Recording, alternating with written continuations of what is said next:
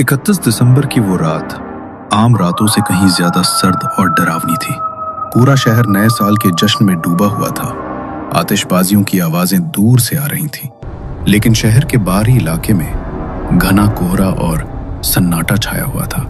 Taxi driver Ramesh ने अपनी कलाई पर बंधे घड़ी पर नजर डाली। 11:15 हो गए। बस बहुत हो गया आज का काम। अब सीधा घर जाता हूँ। बीवी बच्चे इंतजार कर रहे होंगे।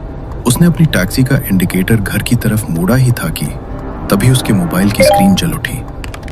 एक नई बुकिंग। रमेश ने नकारने के लिए उंगली बढ़ाई, लेकिन तभी उसकी नजर किराए पर पड़ी।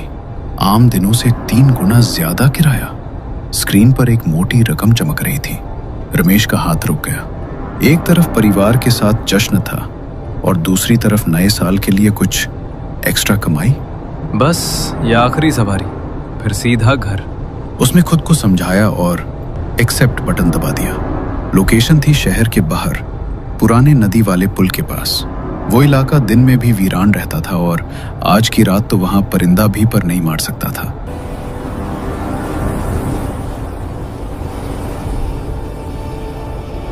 जैसे जैसे रमेश की टैक्सी उस पुराने लोहे के पुल के करीब पहुंची, कोहरा और गहरा होता गया।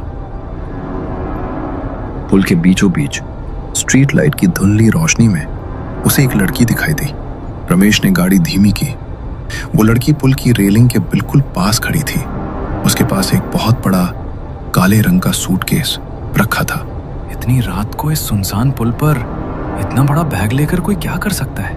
रमेश को अजीब सी सिहरन महसूस हुई। लड़की का चेहरा पसीने से तरबतर था और उसकी आंखों में एक ऐसा खौफ था जिसे देखकर किसी को भी लगे कि इस लड़की ने कुछ तो गलत काम किया होगा। रमेश ने मन में उठ रहे सवालों को दबा दिया। उसे तो बस अपनी सवारी पूरी करनी थी। उसने गाड़ी रोकी और शीशा नीचे किया। मैडम, टैक्सी आपने बुक की थी? रमेश ने पूछा। लड़की हड़बड़ा गई। उसने कांपते हुए हाथों से बैग की तरफ इशारा किया। रमेश बाहर निकला और डिक्की खोली।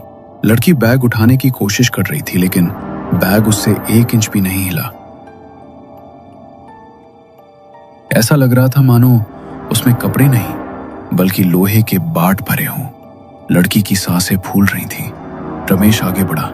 रहने दीजिए मैडम, मैं रख देता हूँ। जैसे ही रमेश ने उस बैग के हैंडल को पकड़ा, उसे एक अजीब सा एहसास हुआ। बैग जरूरत से ज्यादा भारी था, बहुत ज्यादा भारी। रमेश ने उस भारी भरकम बैग को पूरी ताकत लगाकर उठा रहा था। मैडम, क्या है इस बैग में? पत्थर भरे हैं क्या?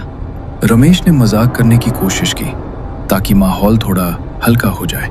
लड़की ने कोई जवाब नहीं दिया। वो बस पत्थर की मूरत बनी उसे घूर रही थी।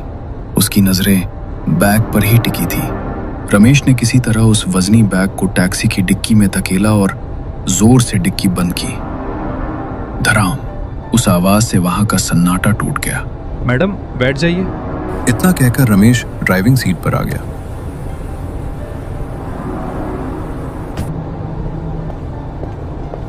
लड़की पिछली सीट पर बैठी। उसने दरवाजा लॉक किया। रमेश ने रियर व्यू मिरर में देखा तो लड़की अभी भी पीछे मुड़कर उस डिक्की की तरफ देख रही थी, जैसे उसे डर हो कि वो बैग कहीं गायब ना हो जाए। गाड़ी सन्नाटे को चीरती हुई शहर की तरफ बढ़ रही थी। बाहर हल्की बारिश शुरू हो चुकी थी, जिससे माहौल और भी डरावना हो गया था। टैक्सी के अंदर एक अजीब सी भारी खामोशी थी। रमेश बार बार रियर व्यू मिरर में पीछे बैठी उस लड़की को देख रहा था। मैडम, इतनी रात को कहाँ से आ रही हैं आप? मतलब सब ठीक तो है? रमेश ने हिम्मत जुटाकर पूछा। लड़की ने ठंडी आवाज में जवाब दिया। मैं एक पुराने दोस्त से मिलने गई थी, या यूं कहो हिसाब बराबर करने। हिसाब? रमेश चौंका। हाँ, हिसाब। हिसाब? मतलब अगर बुरा ना माने तो किस बात का हिसाब मैडम? लड़की ने खिड़की से बाहर देखते हुए अपनी बात आगे बढ़ाई। मैं एक लड़के से बहुत प्यार करती थी।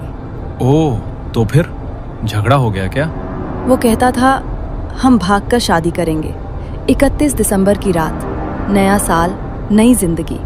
मतलब आज ही की रात? नहीं, पिछले साल 31 दिसंबर की रात, ठीक इसी वक्त। रमेश चौंका।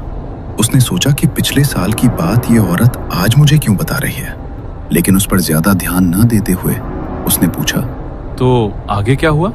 उसने मुझे उसी ब्रिज पर बुलाया था जहां से तुमने मुझे आज पिक किया। जब मैं वहां पहुंची तो वहां उसके 2-3 दोस्त भी थे। रमेश चुपचाप सुनता रहा। खूब पार्टी की उन लोगों ने, शराब पी, शोर मचाया और फिर वो लोग चले गए। बाद में वहां सिर्फ मैं थी और वो। लड़की की आवाज अब थोड़ी सख्त हो गई थी। अकेला पाकर उसने मेरा फायदा उठाने की कोशिश की। वो जबरदस्ती करने लगा। उस पल मुझे साफ साफ पता चल गया था कि वो मुझसे प्यार नहीं करता। उसे सिर्फ मेरे जिस्म और मेरे पैसों से मतलब था।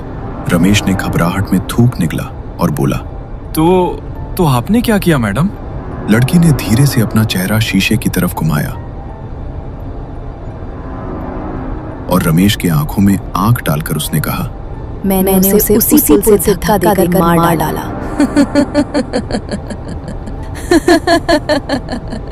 रमेश के हाथों से स्टीयरिंग छूटते छूटते बची। उसमें जोर से ब्रेक पर पैर रखा लेकिन गाड़ी रोकी नहीं। क्या? मार डाला आपने? लड़की अचानक जोर से हंसी। वो हंसी किसी साधारण लड़की की नहीं लग रही थी। वो रमेश की सीट के थोड़ा करीब आई।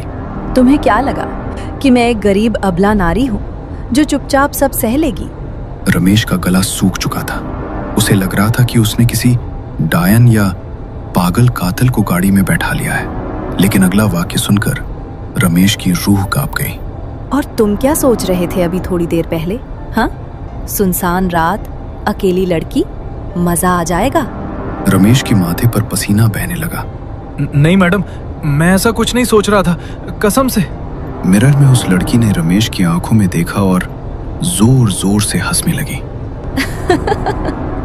क्या यार, तुम भी कितने डरपोक हो। मजाक भी नहीं समझते। उस लड़की की ये बात सुनकर रमेश के जान में जान आ गई। तभी सामने एक पुरानी इमारत का गेट दिखाई दिया। रमेश ने राहत की सांस लेते हुए कहा, गैलेक्सी अपार्टमेंट आ गया मैडम। लड़की नीचे उतरी और डिक्की खोलने लगी। ये बैग बहुत भारी है और मेरा रूममेट भी फोन नहीं उठा रहा। क्या तुम इसे ऊपर 3री मंजिल तक पहुंचाने में मदद करोगे प्लीज?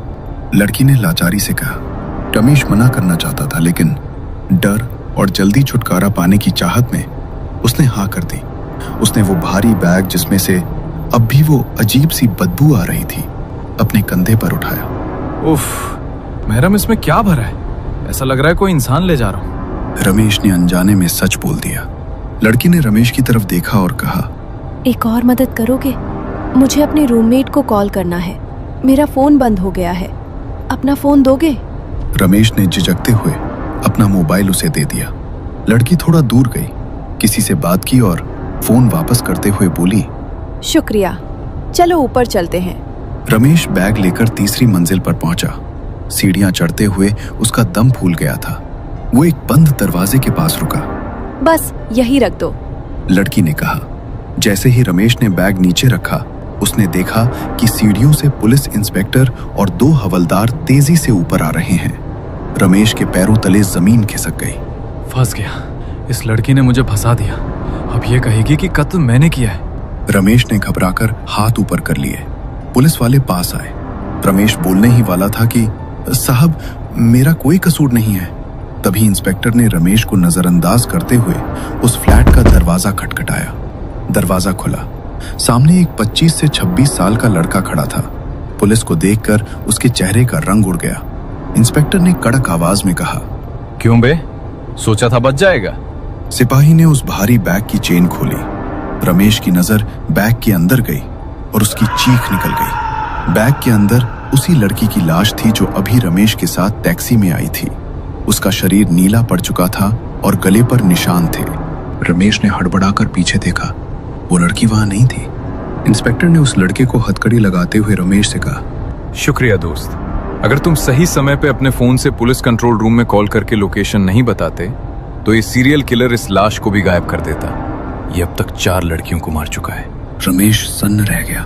कॉल? साहब, मैंने कॉल नहीं की, वो तो उस लड़की ने। तब रमेश को याद आया, उस लड़की ने उसका फोन मांगा था। उसने रूममेट को नहीं बल्कि पुलिस को फोन किया था। अपनी ही लाश बरामद करवाने के लिए। पुलिस मुजरिम और लाश को लेकर नीचे चली गई।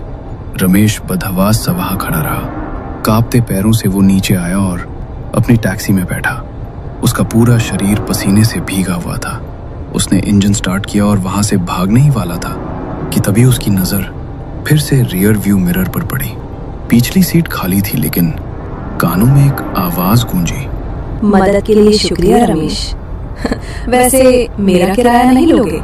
और उस 31 दिसंबर की रात के उस सन्नाटे में एक खौफनाक हंसी गूंज उठी। रमेश ने एक्सीलरेटर पर पैर दबाया और पीछे मुड़कर देखे बिना अपनी जान बचाकर वहां से भाग निकला।